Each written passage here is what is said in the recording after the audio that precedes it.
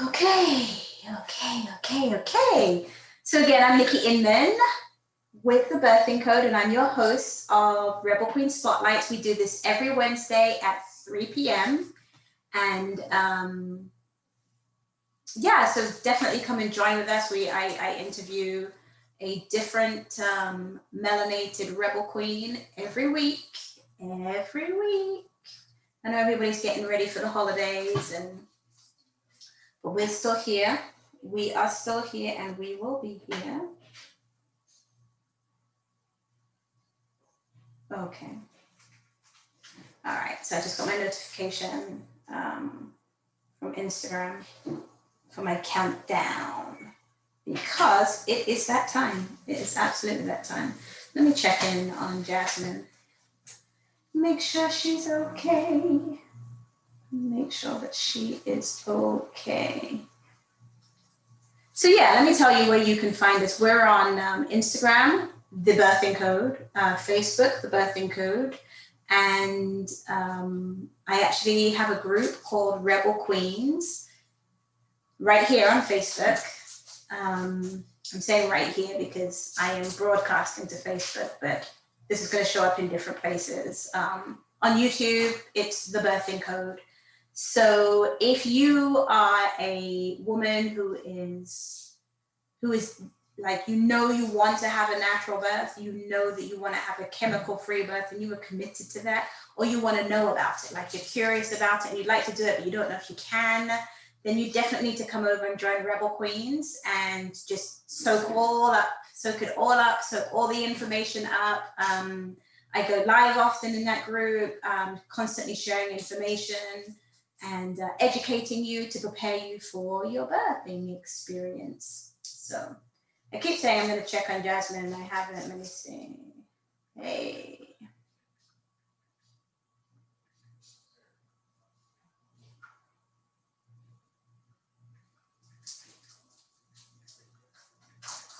Okay. All right. So let's see.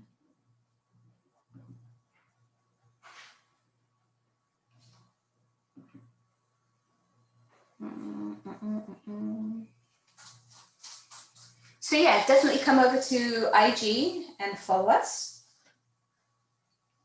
The Birthing Code.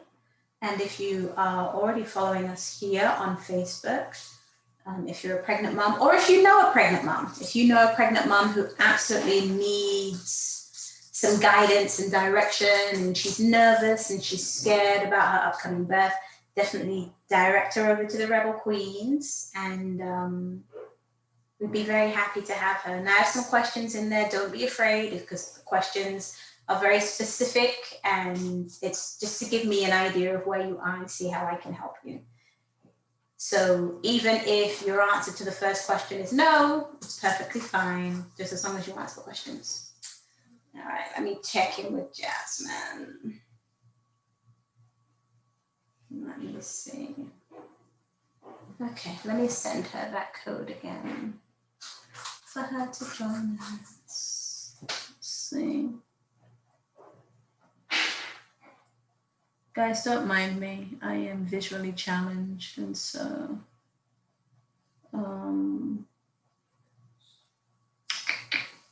let's see. Yeah, I am visually challenged. And so I have to go really close to read things sometimes. Let's see. Let's try this again. Okay, so she's coming on. I didn't get a link. Oh, okay. She said she didn't get the link. That's so weird. All right, let's get her the link. Let's get her the link, ladies and gentlemen. That's really weird. Facebook is not allowing me to be great. That's so bizarre. Okay, I see it now.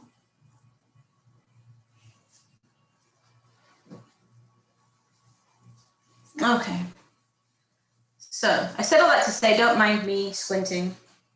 I'm not in pain or anything. I just have to do that so I can see. All right.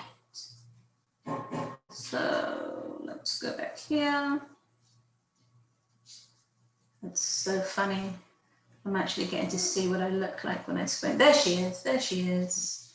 I'm getting to look like, see what I look like when I squint. It looks, yeah, it does kind of look like I'm in pain. I'm not though. Okay. So I see I've got 2 people on. Let us know where you are hailing from. Jasmine! Can you hear me? Yes. Great. Great. Turn it off. Hold on.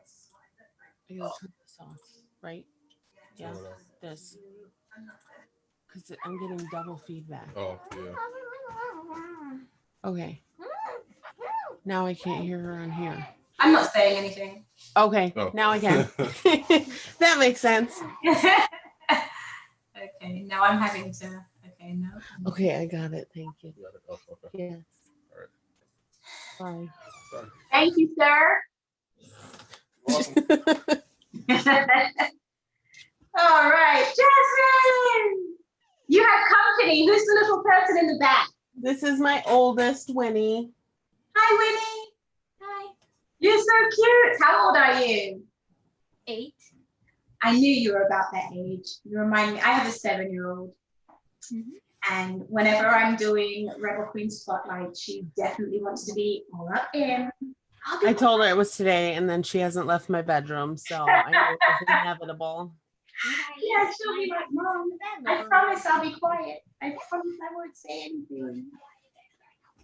Okay, let's see. All right. So we have 1 person watching us so far. Okay, I've got to turn this down so we don't get any feedback. Okay. All right, so we've got Ashley. I'm not sure that I'm going to say your name right, but I believe it's Kurt. I'm not sure, and I hate jacking up people's names, so my apologies in advance. But she is hailing in from Jamestown, New York. That's my Ashley. Hi. She says, hi, Jazz. So, New York, is it cold? Where are you? I'm in New York. Yeah.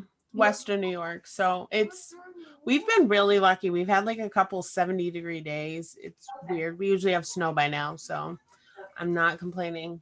No, I hear you. We've been, see, I'm wearing a t-shirt, so I'm in Florida. So. Lucky.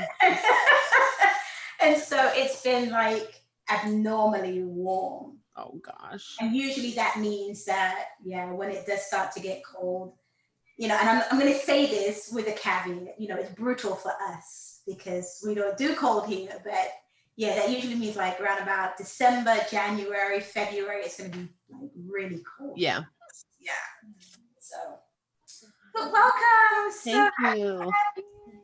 So happy to have you. So I know you're expecting a baby. Yes. And what number is this for you? Number 4. Come on, girl, you gotta catch up with me. We're done. This is it. This is it. Yep. I hear you. Let's see. All right. Yes. So you have this will be baby number 4? Yes. Do you know what you're having? A boy, which none of this has been officially Facebook announced. So if you're watching, you get to know. I'm very honored that I get to be a part of that. That's awesome. So how many, you have all girls now? All girls. And this will be the first boy. Yep. Oh, congratulations. Thank you. Finally. So we won't have any. Shh, okay. That's okay. Thank you, Valerie. Finally, right? I got you, Winnie. I got you. We were all team boy. Yeah, So. we have 6 boys in our house and 2 girls. 6 boys. You're lucky. Yep. I'll send you some girl juju because I've got it all. No, girl, I'm done. I'm all the way done. All the way done. Yeah, I'm all the way done. I mean, if it happened, I'd be good. Right. Fine, but no, we're definitely not planning for any more. Our oldest is 25, so it's, Oh my gosh. yeah. And when we had London, my one before London, he's 14. So I can't even imagine starting. Oh no. See, I was always trying to not have a big gap because my sister and I are 10 years apart and my brother and I are 13 years apart. So that was hard. I know for my mom, and then it was hard for me. Guys, yeah. So I didn't want a big gap, but then of course here we are, about to have like a 9-year gap. Yeah. We'll figure it out. And it's similar happened in my family. There was me, and then my sister came 6 years later, and then my other sister came 15 years later. So yeah, That's big. I get it. Yeah, it was. So literally, I would go out with my baby sister, and people would think it was my baby because I was 15 at the time. So My sister goes out with my kids, and they're like, "Aren't you a little young for a baby?" yes. Okay, awesome. So Jasmine, introduce yourself and tell us a little bit about you and your babies. I don't know. I'm so bad at this stuff. It's okay. Well, I had my first, this crazy one, when I was 22. So young, and I just kind of went with the flow with the typical model of care. Didn't quite know what to expect and how things were supposed to go, but I did kind of have like a plan of how, I don't know, I kind of wanted things to go. Like I knew I was going to breastfeed, and that was about it. But when I had my second, I kind of explored a bit more and educated myself a bit. I had a lot of idle time being home with a newborn and then soon pregnant with another. So I kind of started to like dig a bit deeper into things. And by my third, I definitely had a plan. My poor husband had no idea what he was in for. Like, here you come into a family that's kind of already pre-established, and then you have this woman that's like, we're not going to hospital, we're having a baby at home, all these crunchy things, but he got right on board and was so supportive. So then this time around, he's like, he's got this, it's no big deal.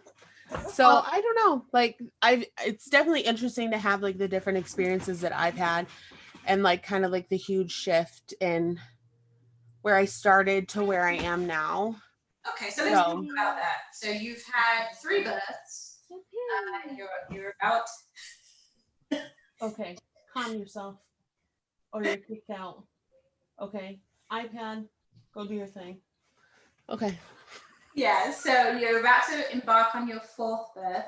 So tell me, so of the 3 births that you've had, how many? 1 was home and 2 were hospital. Yes. Okay, so let's talk a little bit about your hospital birth experience, because you've had 2. Were they very different? Were they very similar?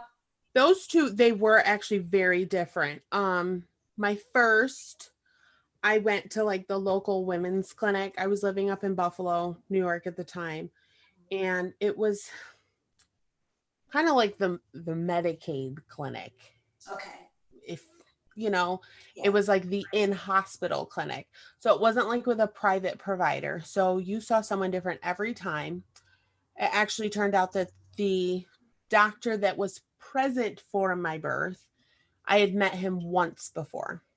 So out of all 15 to 20 visits I had met him one time before. And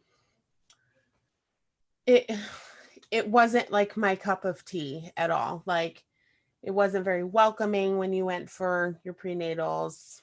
It was just, you're a number and cut and dry, whatever. But I remember I had an appointment probably about 3 days before my due date. So I was due with my oldest June 9th, and I had her June 13th. So they were talking about, oh my gosh, she's measuring huge. She's like 10 pounds. And if you don't have her by the time the next time you come in, we're going to schedule an induction. I'm not going to lie, I was over it. So I did the typical, okay, that's fine. I waited, and she came when she was good and ready, thankfully before an induction appointment. So that birth, I came in the middle of the night, probably like around 11 o'clock at night. And I was already 4 centimeters dilated, 40% effaced. I remembered all the things, and my water was super low. So I knew I had broken my water at some point. extreme back labor, horrible. And I remember they finally took me into my room and they're getting me all hooked up, everything, put in my central line, and they hung a bag. And I'm like, what is that? Because they had already hung my bag of fluids. It's like, what is that? And they're like, oh, this is Pitocin, just to help things like move along. I'm like, if I don't know why, I don't know what came over me, but I looked at her and I was like, can I just try this on my own and see how far I get? I just got here. Wow. So they were already ready to speed things up and intervene. And I'm so glad that I did that because my whole story could have been totally different, Yes. completely different. So I think we got there like around, 11. I ended up having her by 11 o'clock the next morning. I was drugged up as could be. I asked for all the things. I got an epidural. It didn't work. I wanted the Nubane because I had had kidney stones with her previously at 7 months. So I knew I could have Nubane and I knew what it would do. And I mean, it worked. It was great. And I'm not going to lie, if I could get an epidural and it worked, I probably would not be having home births. That's just me. But then with my second, we waited much, much longer. And I got there and they didn't think I was in active labor because I wasn't acting like I was in active labor, but I was 6 centimeters ready to go. And I said I had a plan that I wasn't going to get an epidural, that we were just going to go natural. By the time we got there, I was like, let's just try it, whatever. The anesthesiologist had to come back 3 separate times to place my catheter because This was baby number 2, right? this is baby number 2. Yes. Okay. So he had to come back 3 separate times to place it. Now I have scoliosis. So the placement in my spine, it's right where it's supposed to be for your epidural. That's where my curve starts. So it makes things difficult. So the placement was never correct when he came for all 3. He was super, super rude. It was like terrible. He's like, you need to sit up straight. And I'm like, dude, I am sitting straight. If you need to move me, please do so. But that epidural didn't work either. And I think it was just because I have posterior babies. So no matter what interventions I try, it just is what it is. That back leg is always. When you said you had horrible back pain, that's the first thing that jumped into my head. I was going to ask Yep. you. I figured that out after my third. I finally got all my birth records and went back and looked, and all 3 of them were posterior. And I'm like, fabulous. This is wonderful. But I mean, I know what to expect now. So it's just a part of the process. But yeah, like what I really ended up taking away from my hospital births was that I had no control over anything. And through the research that I did, was finding out that there was no reason to not have control. There was no reason for me to be able to say, I'm not comfortable with this, or I don't agree with this, or I don't want this. And for it to not be like taken seriously and something to be done about it. So I like it came down to like every little detail. Like I wanted to get up and go pee, and people were like, no, you can't. Or I wanted to have a snack, or I had to wait a certain amount of time before I could eat. It was just like the little tedious stuff. And then like you're stuck there for 2 days and you can't leave. And if you do, then there's issues. Like it wasn't where I wanted to be again, like at all. So I had, done a lot of work. There was a 4-year gap between my second and my third. So that's when I really started to like involve myself into the birth community and just really take things from like, look at things from a different perspective. So that's really what changed it. But so I don't mean to stop you because I know that when you had sent, you had written out her birth story was long, and she took the time to type it up. Like, oh my gosh, I feel so bad because what I really need to do is interview her, but I really appreciate you taking the time to do that. But one of the things that you had said, which piqued my interest, was that you had an experience with the, it wasn't a doctor. It was A resident. A resident. There Yeah. you go. Yeah. So can you tell us more about what that experience was like? So he took us in at triage and eventually popped up again once I was admitted and in my room. So this was my second birth.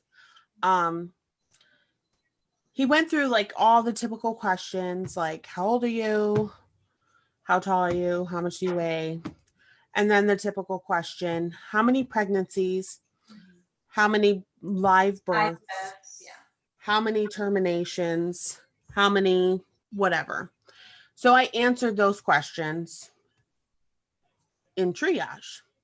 Apparently he didn't write down or whatever, didn't save. So about 2 hours later, he comes back. I definitely want to keep answering the same questions. Right. It's you do it the whole time you're there, but I don't want to keep talking to you. That was my mindset. So he ended up coming back in probably about 2 hours after I was admitted. So now I'm active labor. I'm about 7. I still haven't gotten my epidural yet. He comes back in and he's asking me all the same questions again.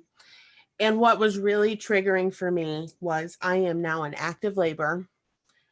I'm at the beginning of a contraction, about to welcome in my second child, and you are asking me how many live births, how many pregnancies, how many losses.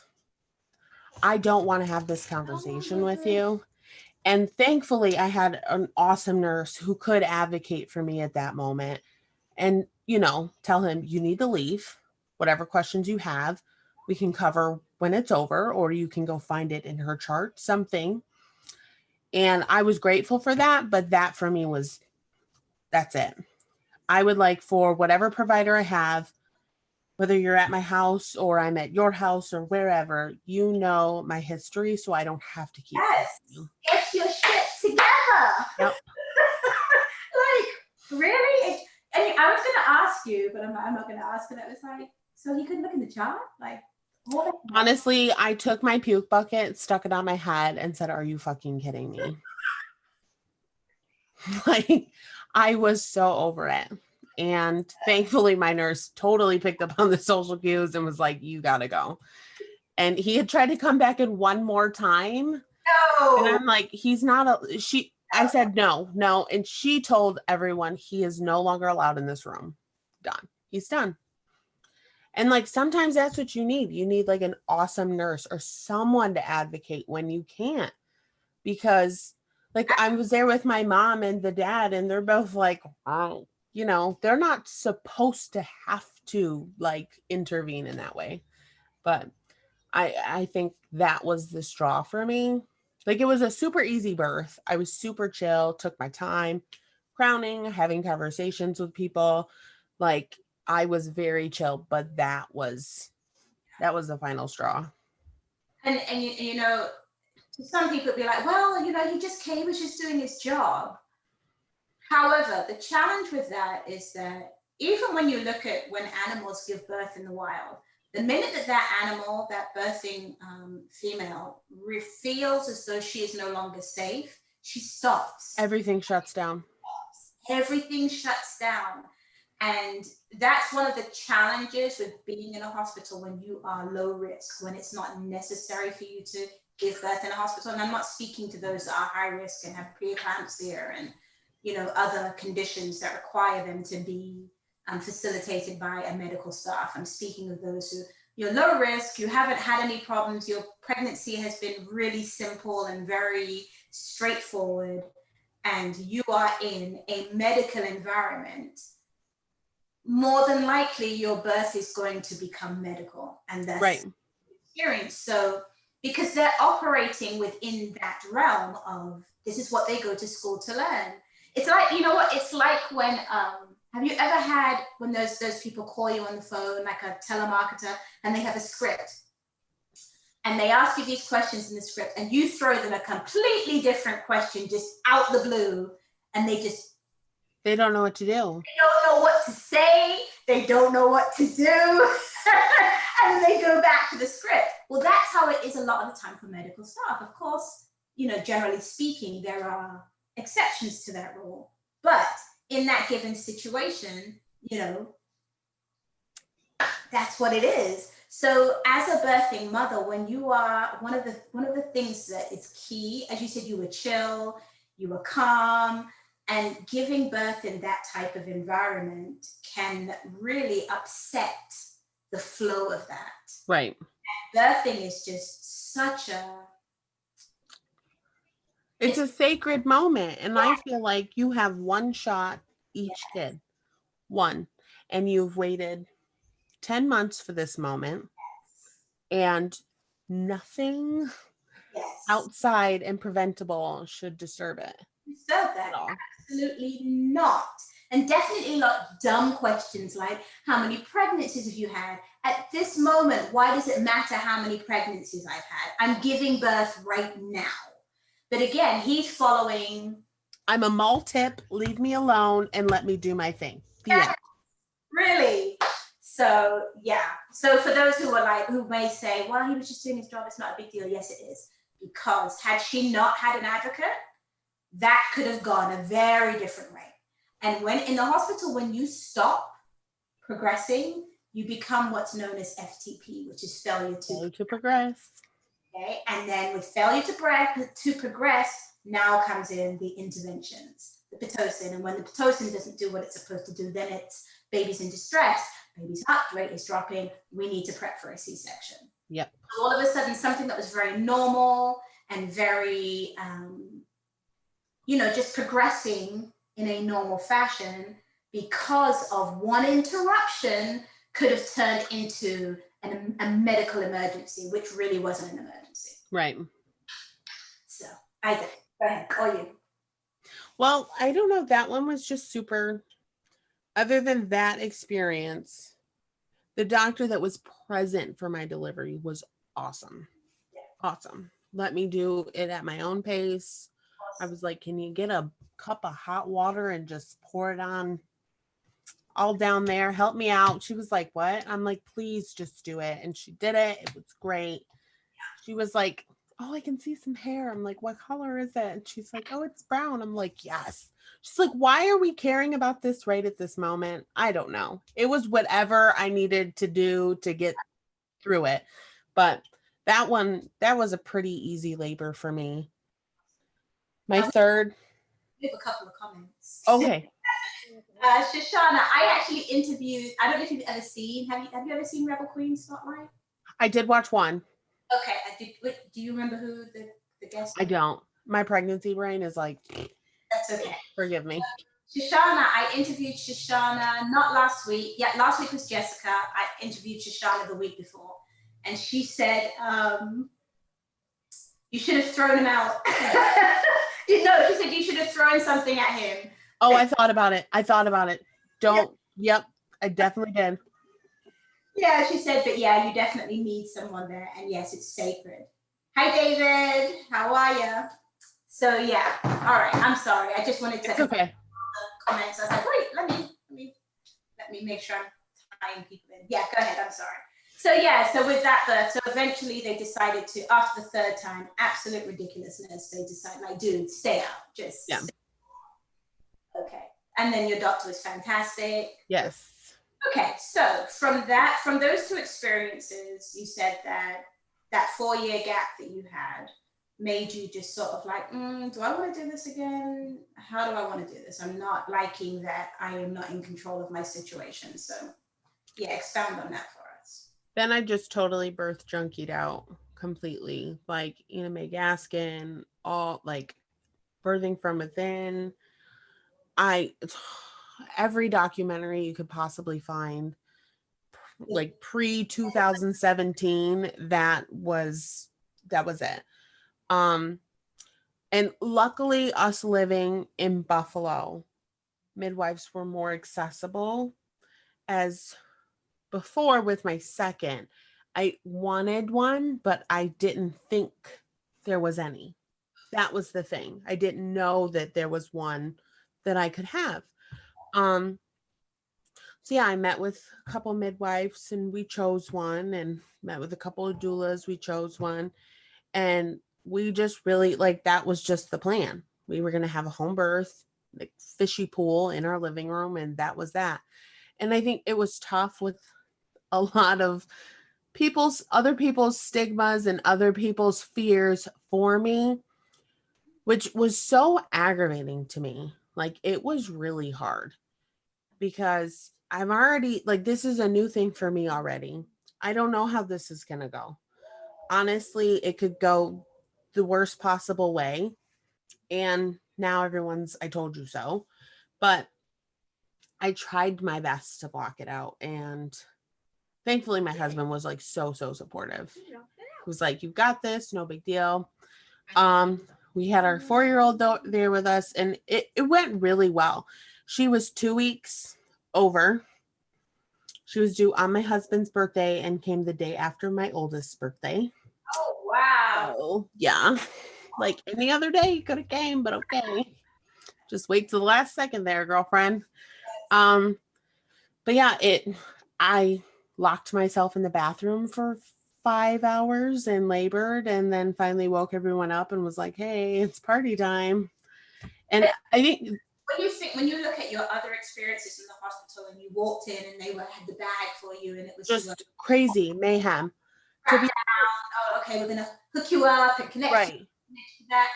Give us the contrast of that versus I locked myself in the bathroom for 5 hours. And then I actually beat myself up a lot for probably a good year that I didn't call my doula sooner. I'm like, we paid all this money for her and she showed up when everyone else showed up. Like, wasn't she supposed to be there with me? But I ended up like kind of taking some time and thinking about it. Like, that was what I needed. Yes. Just no hustle and bustle, like no drama, just quiet. And I literally sat there and I'm pretty sure I just scrolled through Instagram, like on the toilet. It was from 2:30 to like 6:30. And it was wonderful. And then my oldest woke up, came to the bathroom. She sat on her little potty, and she was like, "Mommy, you have to take deep belly breaths, take deep belly breaths." She fell asleep on the toilet, like there with me in solidarity. It was fabulous. So then we got up, we took a little nap on the couch, and it was probably like the only sleep I got that day was like 47 minutes, and it was fabulous. Then I woke up, put her on the bus, and woke my husband up, and like, it's time to go. And like, it was just such a smooth day. Like, nothing crazy happened. I was just so in control. It was almost to the point where it didn't make sense. Like, why is nothing nuts happening? Like, the midwives floated in like little fairies and everyone was so quiet. Like, I didn't realize some people were there because they were just letting me be and go through what I had to go through. I think that was like the best part. And it was time for me to move from the bed to the birth pool. And I'm like, I have to pee. My midwife was like, "Are you sure?" I'm like, "Yes, I have to pee." And sure enough, took me a couple minutes, but I peed. And that was it. That very moment, I'm like, I am never going back. That's it. Like, I was able to sit on the toilet for like 3 hours trying to poop. I swear I had to poop, and I did because I didn't want to poop in the pool, and I had to pee, and they let me pee. I got to eat during my labor. What? Isn't that crazy? I mean, I know. They let me pee. Like, Yep. Yeah. That's cold, dude. That's what's so crazy. But I also love that your daughter, so you have done, I want to highlight this. You have done, I don't know if you've taken the time to know what you've done for your daughter. You have just completely shifted their idea. I mean, you've just completely normalized home birth and the sacredness of birth for your daughter. Right. And at the time, my youngest, now my second daughter, she was present for the entire active like water part. So she can't watch the birth video. Yeah, both of them. Both of them. She can't watch the birth video without breaking down into hysterical tears. Like it's a little ridiculous, but somebody had said something to me the other day and they were like, oh, so, it was a kid. They're like, oh, so you're going to go to the hospital, you're going to go to the doctor, you're going to go to the hospital. She turned and looked at him and was like, my mom doesn't have babies in the hospital. My mom has babies at home. Like, that's girl. That's right. So your friend actually said it's so important to include your kids. I'm so happy I had Rain with me. I just need to say, I swear, I have met at least 5 people in the last 2 weeks whose daughters' names are Rain. My oldest daughter's name is Rain. Oh. I swear, it's been like, because before nobody's daughter was called Rain, and now I'm just, oh my gosh, this person's name's daughter's Rain. So good job, Ashley. Good name. Good name. All right, go sit. So yeah. With my last daughter, London, my daughter's name is London. Well, my other daughter's name is London, and no guesses for what I name. But anyway, I was doing her hair on Saturday night, and I just had a really casual conversation with her. And every so often, I'll try and document our conversations, just so she can look back. But we were having a conversation about birthing. And I gave birth to London in the hospital, and obviously she was the last. I didn't get to have any of my children at home. I actually had one in a birthing center. But because of what I do and she's around, the conversation that came out with that, because I asked her, so do you want to have children? She says, yeah, I want to have 6 children. I'm having them all at home. And I didn't even know that I was making an impact and changing the way that she sees birth everywhere. We see it on TV, we see it in the movies, we see, just the way that society, the norm for society, that with what I was doing, that she was actually listening, she was paying attention. And it's so, so important that we do that. Right. That's one of the ways that we're absolutely going to change the narrative. And that's definitely one of the ways that we're going to protect, melanated and brown women from dying in childbirth, and, the future generations, because if they don't see anything different, they're just going to continue doing what they're told by society is the norm. Right. This is the little one here. What's her name? Camera shy. Anais. You want to say hello? No. I love it. So yeah, that conversation with her was so eye-opening to me, and it stuck with me because I was just like, wow. Yeah, because a lot of people will say, oh my gosh, that's so weird. You had your baby at home and then you let your kids watch. That's just terrible. I had someone actually pretty close to my girls that was very upset that they were present. Like anything could have gone wrong. I guess they were so strong. I'm so glad that nothing bad happened. It's like, you know what? If something bad did happen, it's a part of life. Like she was born with a natural hand and cord, and she wasn't breathing. They had to bag her.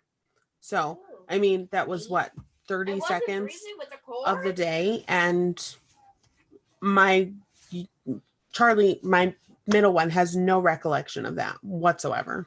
Doesn't remember it, nothing, because it wasn't significant.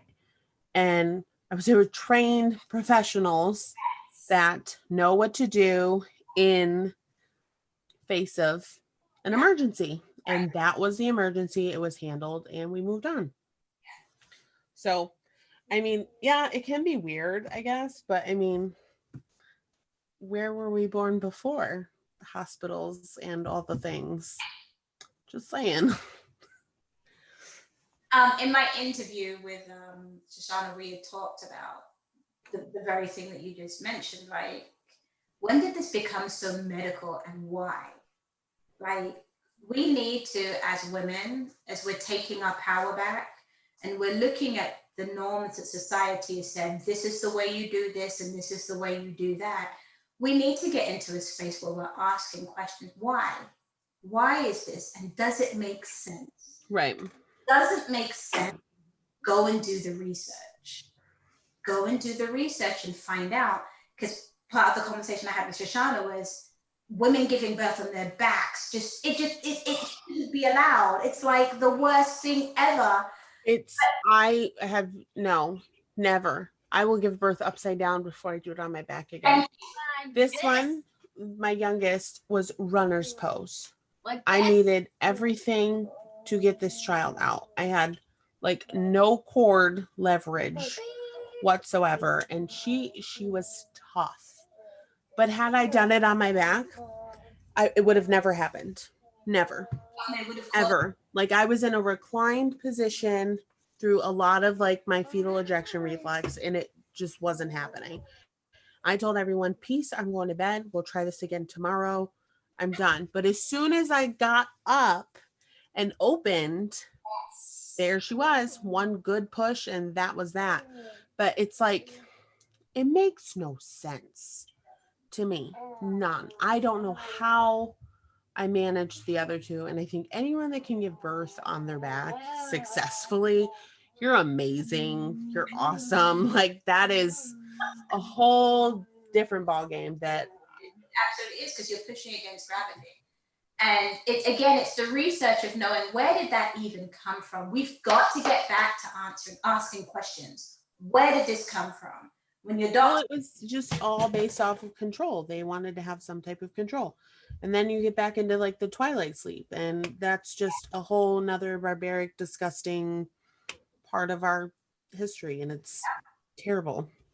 So today, the reason that happens is it's easier for the doctor to be able to have access, to be able to see. But where it actually stemmed from was a kid who wanted to get his jollies on seeing his wife give birth. And so that's where that actually came from.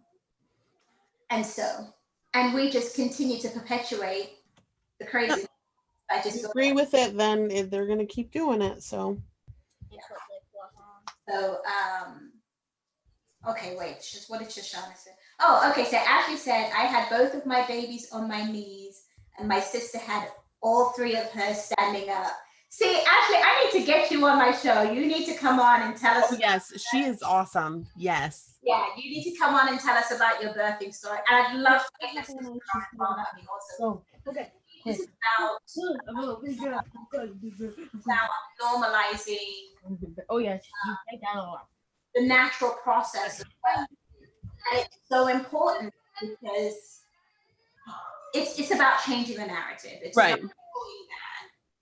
About that, the fear mongering of home birth is just, it's so dangerous, and this could happen, and that could happen, and this could happen. Well, the truth is, those statistics of Black women, being 3 to 5 times more likely to die in childbirth, it's not happening at home.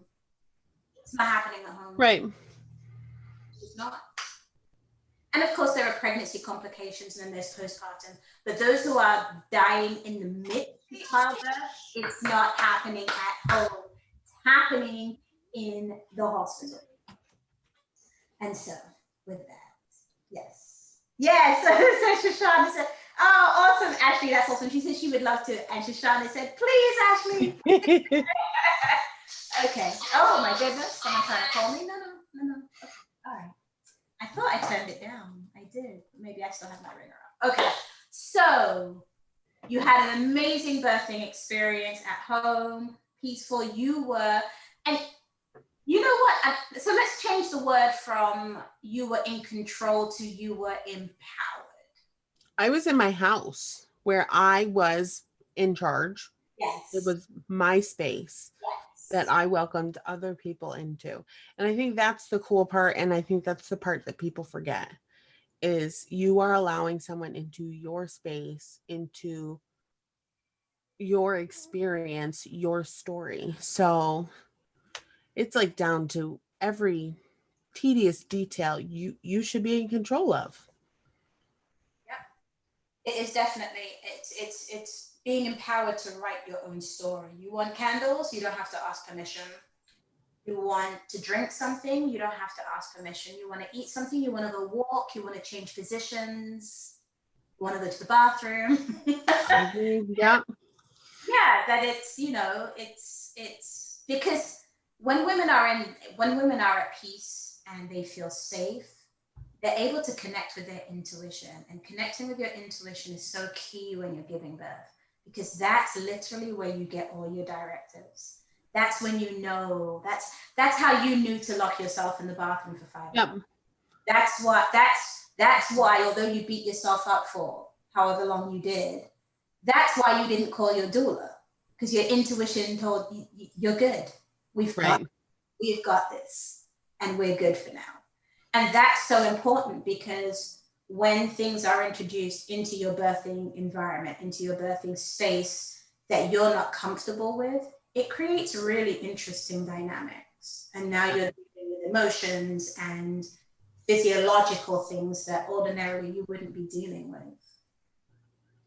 So, did you have baby in water? I popped my butt out at the end, so technically no, but technically yes. Okay. I mean, I didn't walk away feeling like I missed out on anything, because now, like, I feel like the water served its purpose, which was for major pain management during. It was comfortable. It was nice.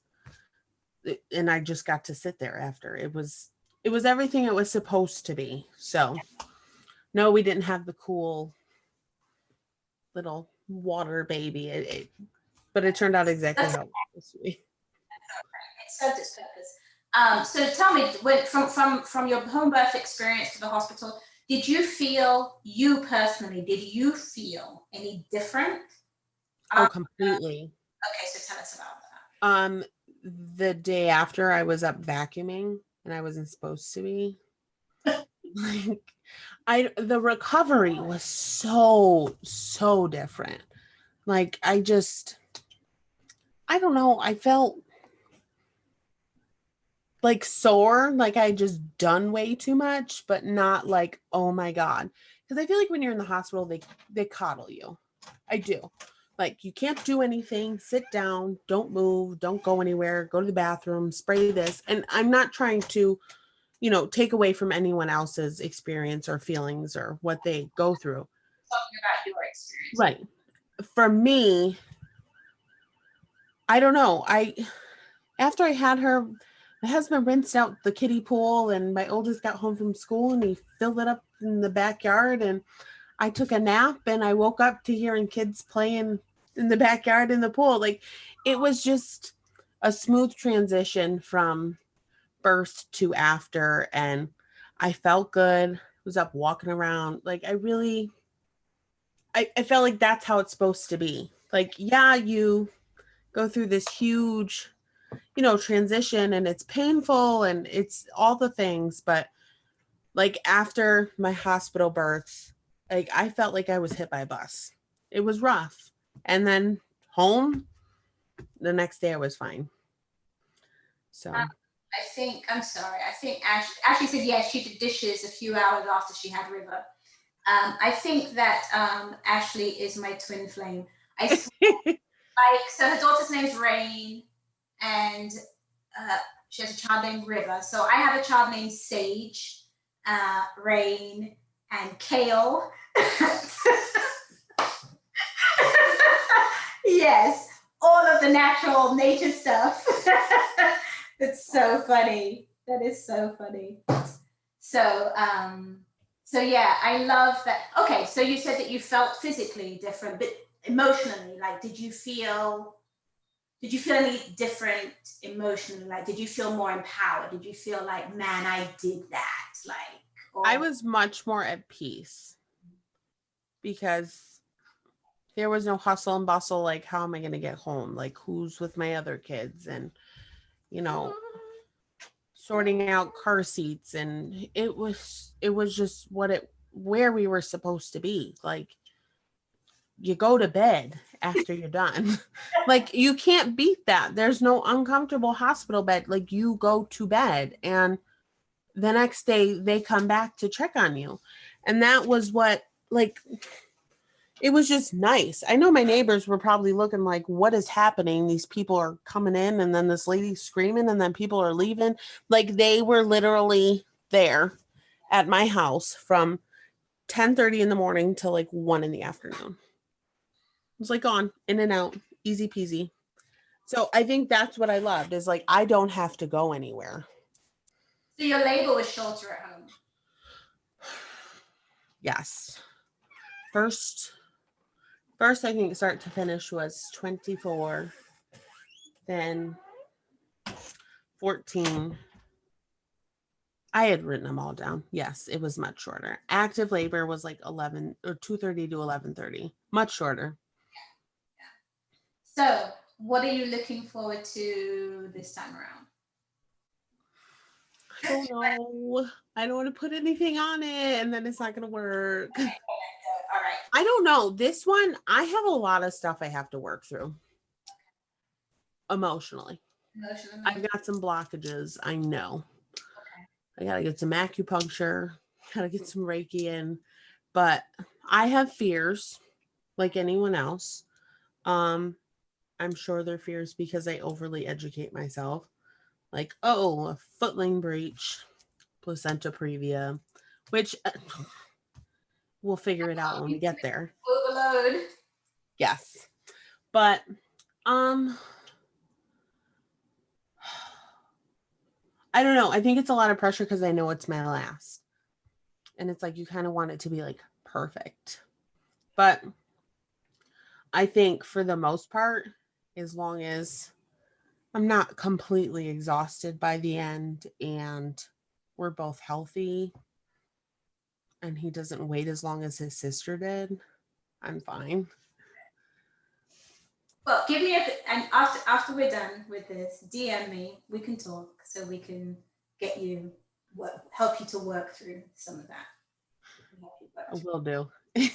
It's nothing big. It's just, I don't know, fear of having a boy and all like it's yeah, but the thing is that as most of us know, those small things can become big things if you Yep. don't handle on them. Even just having the tools of like fear is a normal part of life, but it's knowing how to maneuver it and what to do with it when it pops up. Mm-hmm. A simple question of, is that true? That fear that I'm having, that I'm feeling, feel it, sit with it, acknowledge it, and then ask the question of, is that true? Right. Is it real, or is this being superimposed by something else? So something as simple as being able to acknowledge that and moving by that, moving past that. Thank you. Your subconscious is there trying to protect you because that's what it does. Thank you, but you're not needed at this moment. Allow you to move past that and keep going forward because you don't want to get stuck there. You really don't. Because otherwise you get into a domino effect of this fear. Oh, what about this? And then what about that? And then it just keeps, and you literally start spiraling downwards. So anyway, give me a call. Okay. So I am super excited for you. Thank you. On your upcoming birth. You got what, 1 month left? No, like 2. It's like I don't count because there's no point. People are like, oh, when's your due date? I don't know. Sometime in March, even though I'm really due mid-February. But with the way my kids go, I've never gone before 40. That's a beautiful thing though, because we can get hung up on that due date, which is really a guess date. And then we reach for that date. And then when we get there and it's not happening, it's like, I'm done. Why isn't this baby here? And then it just becomes a whole. With my last, I was convinced that everyone had lied to me. I actually had a tumor growing in my stomach and I wasn't really pregnant. So you can imagine. Yes, I can. Crazy. Yes. Well, thank you so much, Jasmine. Thank you for having me. Yes, I had a great time. Had a great time with the girls. Yes. Your daughter back in the day, she's on her iPad. Yeah. So, thank you so much for being open and willing to share your story. Your story is going to help somebody. And that's why I'm going to help somebody. I think you are my first guest that is still currently pregnant. Yeah, you're the first guest I've had that's still having. So I'm going to follow up with you and stay in touch with you. Yeah, make sure you're doing okay. But we're going to talk anyway. So Sounds good. yeah. So thank you again. Thank you for allowing us into your home, and thank you for allowing us to be part of your journey. And you're one of the first to know that you're having a boy. That's awesome. Congratulations. Like seriously, having boys, girl, that's like, whew. I've heard. I'm so scared, but I've heard. No, it's easier. It is so much. I've just heard that the mom son love is totally different than the mom daughter love, and I'm like, It is, but it's not. It's just different. It's not like, oh, it's better or it's worse. It's not like that. For me, it was things like, because I had boys first, and then I had a girl, and it was like, oh my gosh, the whole cleaning process is just completely different. So that for me was just like, oh, okay, remember, it's not back to front. It's just like how you do yourself. It's front to back. And so, just things like that for me were just like, oh. But with the boys, it's easier. It's that's easier. good. I need easy right now, please. These girls are crazy. So thank you again. And yeah, this has been awesome. Really excited for you. And Thank you. okay. So we'll be in touch. All right. Yes, thank you. Bye. All right. Thank you so much for being a part of Rebel Queen Spotlight. This week we spotlighted Jasmine Griffin. And we'll see you next week, 3 o'clock Eastern. And we'll have our next Rebel Queen telling us all about the amazing things that she's done. All righty. Yay. That was awesome. That was really awesome. I had a lot of fun with that. So for those of you who don't necessarily know, as I touched briefly with Jasmine about some of the fears that she's dealing with and how important it is to really get a hold of that. If you're dealing with any traumas, if you're dealing with any, past experiences that are interfering with your mental capacity, because a lot of birthing is mental. So being able to heal from your traumas, being able to heal from past experiences is key to having a positive natural birth, if that's what you're looking to have. So coming up December 17th of this year, it's my last one that I'm offering this year. We will be having a live group coaching session for, I think it's going for 12 weeks. I'd have to look. I think it's going for 12 weeks. Or if it's not 12 weeks, it's actually 12 sessions. Yeah, it's not 12 weeks, it's 12 sessions. That's why I'm not sure. So yeah, if you just know that, like, Nikki, I've got to work through some stuff. I've got some fears I'm dealing with. I've really got to get a handle on some of those, because I'm losing my necklace. Because it's important. It really is important. It affects the way that you show up. It definitely can alter your whole experience if you, while birthing, are dealing with emotional things.